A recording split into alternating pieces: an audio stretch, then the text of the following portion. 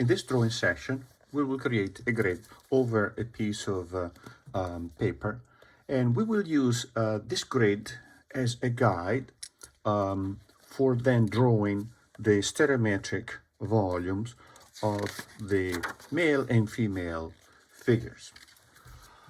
So I'm going to use this type of paper, Bristol, Strathmore Bristol.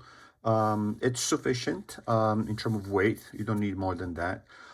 It's the size is about 14 by 17, and it's a vellum finish. You can also use medium finish, right?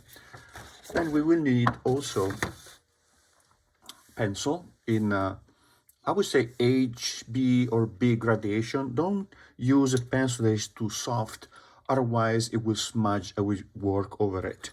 Then we will need for later on a color pencil, either dark red or brown.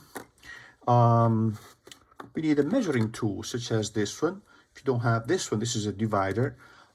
It's big because I use it in my demonstration in the classroom, and I make big drawings.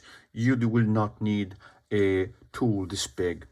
A regular compass will do. Then we will need a ruler and erasing tools. Kneaded eraser is very good for what we have to do, because it will erase gradually without having harsh lines as a result of the mechanical action of the erasing. So let's get started then.